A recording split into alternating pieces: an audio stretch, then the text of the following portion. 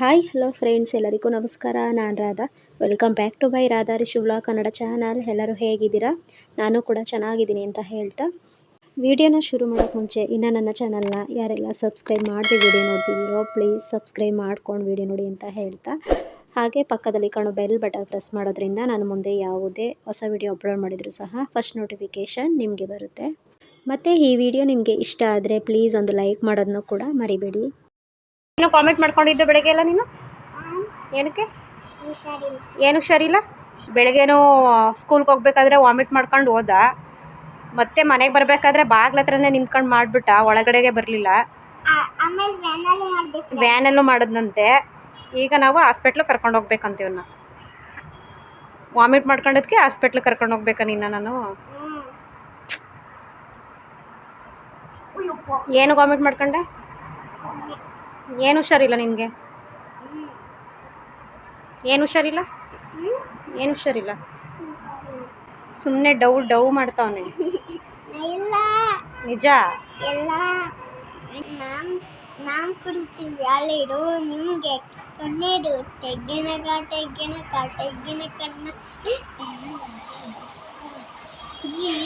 ಬಿತ್ತಪ್ಪ ನಮ್ಮ ಗಣೇಶ ದಪ್ಪ ತೆಗ್ಗಿನ ಕಣ್ಣ ತೆಗ್ಗಿನ ಕಣ್ಣ ಹುಡುಗೆಲ್ಲ ಲೈಟು ನಮ್ಮ ಗಣೇಶ ಐಟು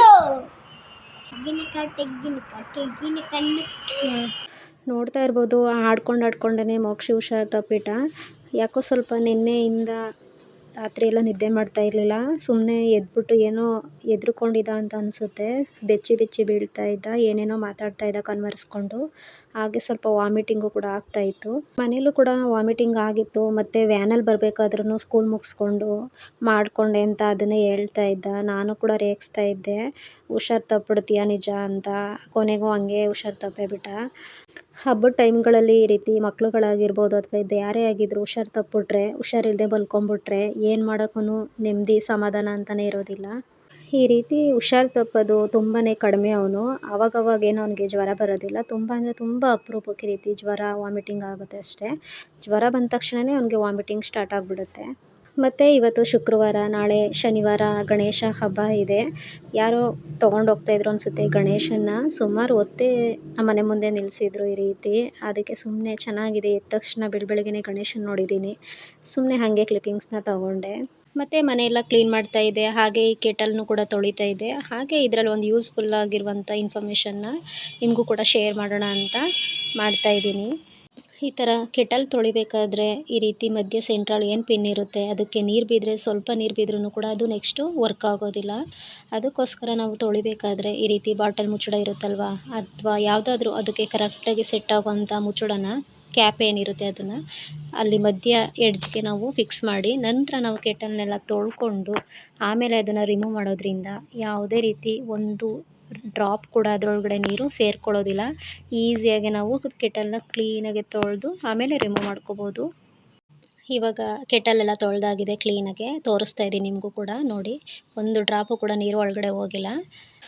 ಮತ್ತು 6 ಗಂಟೆ ಆಯಿತು ಸಾಯಂಕಾಲ ಅಂದರೆ 6ರಿಂದ 6:30 ಒಳಗಡೆ ನಾನಿಲ್ಲಿ ಕಾರ್ ಲಂಚ್ ಮಾಡೋದಕ್ಕೆ ಎಲ್ಲ ರೆಡಿ ಮಾಡ್ಕೊಂಡಿದ್ದೀನಿ. ಅಂದರೆ ಒಬ್ಬೊಬ್ರಿಗೆ ಇದ್ರ ಬಗ್ಗೆ ಗೊತ್ತಿರುತ್ತೆ. ಊರುಗಳಲ್ಲಾದರೆ ಈ ರೀತಿ ಏನಾದರೂ ಮಕ್ಳುಗಳಿಗೆ ಜ್ವರ ಬಂದಿದ್ದರೆ ಅಥವಾ ಏನಾದರೂ ಅವರು ಹೆದರ್ಕೊಂಡು ಬೆಚ್ಚಿ ಬೀಳ್ತಾ ಇದ್ದರೆ, ಕನ್ವರಿಸ್ತಾ ಇದ್ದರೆ ಈ ರೀತಿ ಮಾಡೇ ಮಾಡ್ತಾರೆ. ನಾವುಗಳೆಲ್ಲ ಚಿಕ್ಕವರಿದ್ದಾಗ ನಮ್ಮ ಅಜ್ಜಿನೂ ಕೂಡ ಇದೇ ರೀತಿ ನಮಗೆ ಜ್ವರ ಬಂದಾಗ ಅಥವಾ ಏನಾದರೂ ಈ ಥರ ಬೆಚ್ಚಿ ಬೀಳ್ತಾ ಇರುವಾಗ ಟೈಮ್ಗಳಲ್ಲಿ ಮಾಡ್ತಿದ್ರು. ಅದರಿಂದ ಸ್ವಲ್ಪ ಕಡಿಮೆ ಆಗ್ತಾಯಿತ್ತು ಅವಾಗೆಲ್ಲ ಜ್ವರ ಆಗಿರ್ಬೋದು, ಈ ಥರ ಬೆಚ್ಚಿ ಬೀಳೋದು. ಅದನ್ನೇ ನಾನು ಕೂಡ ಫಾಲೋ ಮಾಡ್ತೀನಿ. ಅಂದರೆ ಹಾಸ್ಪಿಟಲ್ಗೆ ಹೋಗ್ದೇ ಬರೀ ಈ ಥರ ಏನು ಮಾಡೋದಿಲ್ಲ. ಹಾಸ್ಪಿಟಲ್ಗೂ ಹೋಗಿರ್ತೀನಿ, ಈ ಥರ ಟಾನಿಕ್ ಕೂಡ ತಂದು ಹಾಕಿರ್ತೀನಿ. ಹಾಗೂ ಕೂಡ ಜ್ವರ ಬಿಡ್ದೇ ಏನಾದರೂ ಅನಿಸಿದ್ರೆ ನನ್ನ ಸಮಾಧಾನಕ್ಕೋಸ್ಕರ ನಾನು ಈ ರೀತಿ ಮಾಡ್ತೀನಿ ಮನೇಲಿ. ಹಾಸ್ಪಿಟಲ್ಗೆ ಹೋಗಿ ಕೂಡ ಜ್ವರ ಬಿಡದೇ ಇದ್ದಾಗ ಈ ರೀತಿ ಮಾಡಿದಾಗ ಎಷ್ಟೋ ಸಲ ಜ್ವರ ಬಿಟ್ಟಿರೋದು ಕೂಡ ಇದೆ. ಅವನು ಮೊದಲಿನ ಥರ ಚೇತರಿಸ್ಕೊಂಡು ಚೆನ್ನಾಗಾಗಿರೋದು ಇದೆ. ಅದಕ್ಕೋಸ್ಕರ ಇದೇ ರೀತಿಯೇ ಮಾಡ್ತೀನಿ ಒಂದೊಂದು ಟೈಮ್ ನಾನು ಕೂಡ. ಮತ್ತು ಎಲ್ಲಾದರೂ ಹೊರಗಡೆ ಮಕ್ಕಳು ಅಂದಮೇಲೆ ಆಟ ಆಡ್ತಾ ಇರ್ತಾರೆ, ಎಲ್ಲಿ ಬೀಳ್ತಾರೆ ಎಲ್ಲಿ ಹೇಳ್ತಾರೆ ಅಂತ ಗೊತ್ತಾಗೋದಿಲ್ಲ. ಆ ರೀತಿ ಎಲ್ಲಾದರೂ ಬಿದ್ದು ಅಥವಾ ಏನಾದರೂ ಹೆದರ್ಕೊಂಡಿದ್ರೆ ಅದು ಕೂಡ ಬೇಗ ವಾಸಿಯಾಗುತ್ತೆ ಅಂತಲೇ ಹೇಳ್ಬೋದು ಈ ರೀತಿ ಮಾಡಿದ್ರೆ.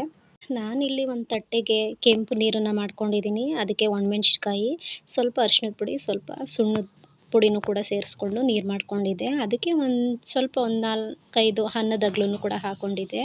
ಮತ್ತು ಒಂದು 3 ಕಲರ್ ಬಟ್ಟೆನ ಕಾಟನ್ ಪೀಸ್ನ ತೊಗೊಂಡು ನಾನು ಈ ರೀತಿ ತೆಗಿತಾ ಇದ್ದೀನಿ. ಮತ್ತು ಅದು ನೋಡ್ತಾ ಇರ್ಬೋದು ನೀವು, ಅದು ನೀರು ಪೂರ್ತಿ ಹೀರ್ಕೊಂಡ್ಬಿಡ್ತದು. ಅಂದರೆ ಆ ಥರ ಆದರೆ ಹೆದ್ರ್ಕೊಂಡಿದ್ದಾರೆ ಅಂತ ಅರ್ಥ. ಬೇರೆಯವರು ಒಂದೊಂದು ಸಲ ಇದನ್ನು ನಂಬ್ತಾರೋ ಇಲ್ವೋ ಗೊತ್ತಿಲ್ಲ, ಆದರೆ ಈ ರೀತಿ ಆಗಿಬಿಟ್ರೆ, ನಿಜ ಈ ರೀತಿ ಮಾಡಿಬಿಟ್ರೆ ಜ್ವರ ಹೋಗ್ಬಿಡುತ್ತಾ, ಹೆದ್ರ್ಕೊಂಡಿರೋದೆಲ್ಲ ಹೋಗ್ಬಿಡುತ್ತಾ ಅಂತಲೂ ಕೇಳ್ಬೋದು. ಆದರೆ ನನಗನ್ಸೋ ಪ್ರಕಾರ ಈ ರೀತಿ ಮಾಡಿದ್ರೆ ಕೆಲವೊಂದು ಸಲ ಜ್ವರ ಬಂದಿರೋದಾಗಲಿ, ಜಾಸ್ತಿ ಜ್ವರ ಇದ್ದರೆ ಅಥವಾ ಏನಾದರೂ ಬಿದ್ದು ಹೆದ್ರ್ಕೊಂಡಿದ್ರು ಕೂಡ ಸ್ವಲ್ಪ ಮಟ್ಟಿಗಾದರೂ ಕಡಿಮೆ ಆಗುತ್ತೆ ಅಂತ ಹೇಳ್ಬೋದು. ನಮ್ಮ ಹಿರಿಯರು ಯಾವುದನ್ನು ಸುಮ್ಮನೆ ಹೇಳಿರೋದಿಲ್ಲ ಅಥವಾ ಸುಮ್ಮನೆ ಪಾಲಿಸ್ಕೊಂಡು ಬಂದಿರೋದಿಲ್ಲ. ಅವ್ರಿಗೆ ಅನುಭವ ಇರೋದನ್ನು ಅಥವಾ ಅನುಭವ ಆಗಿರೋದನ್ನು ನಮಗೆ ಹೇಳ್ಕೊಟ್ಟಿರ್ತಾರೆ. ಅದನ್ನು ನಾವು ಆದಷ್ಟು ರೂಢಿಸ್ಕೊಂಡು ಬೆಳೆಸ್ಕೊಂಡು ಹೋಗ್ಬೇಕಷ್ಟೆ. ಮತ್ತು ಇದೆಲ್ಲ ಮಾಡಿದ ಮೇಲೆ ಮೋಕ್ಷಿ ಸ್ವಲ್ಪ ಆರಾಮ ಅಂತ ಅನ್ನಿಸ್ತಾ ನನಗೆ.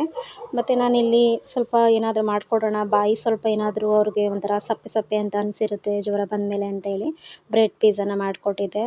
ಅದನ್ನೇ ನಾನು ಶೂಟ್ ಮಾಡೋಕ್ಕೆ ಹೋಗಿಲ್ಲ. ಮತ್ತು ಇನ್ನು ನಾಳೆ ಹಬ್ಬ ಇರೋದ್ರಿಂದ ಸ್ವಲ್ಪ ಹೂಗಳು ಕೂಡ ಇತ್ತು. ಇದು ಬಿಡಿ ಬಿಡಿ ಹೂವುಗಳು, ಸಾಮಂತಿಗೆ ಮತ್ತು ರೋಸ್ ಹೂವು ಇತ್ತು. ಅದನ್ನು ಸ್ವಲ್ಪ ಕಟ್ಟೋಣ ಅಂತೇಳಿ ಕಟ್ತಾಯಿದ್ದೀನಿ. ಈ ಹಬ್ಬಗಳ ಟೈಮಲ್ಲಂತೂ ಹೂಗಳು, ಹಣ್ಣುಗಳು, ತರಕಾರಿ ಬೆಲೆ ಅಂತೂ ತುಂಬಾ ದುಬಾರಿ ಆಗಿಬಿಟ್ಟಿರುತ್ತೆ. ನಾನು ಫಸ್ಟೇ ಸ್ವಲ್ಪ ತರಿಸ್ಕೊಂಡಿದ್ದೆ ಹೂವನ್ನು, ಬಿಡಿ ಹೂವನ್ನು.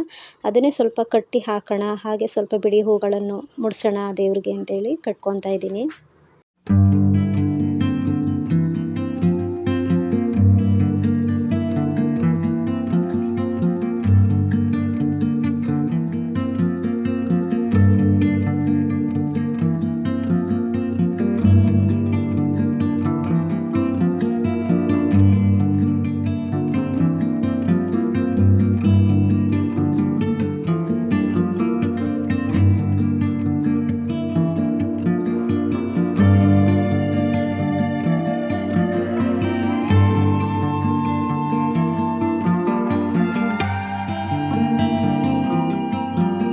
ತುಂಬ ಲೆಂತಿಯಾಗೇನು ಈ ವಿಡಿಯೋ ಮಾಡಿಲ್ಲ. ಈ ವಿಡಿಯೋನ ಇಲ್ಲಿಗೆ ಎಂಡ್ ಮಾಡ್ತಾಯಿದ್ದೀನಿ.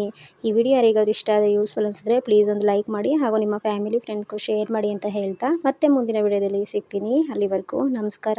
Thanks for watching.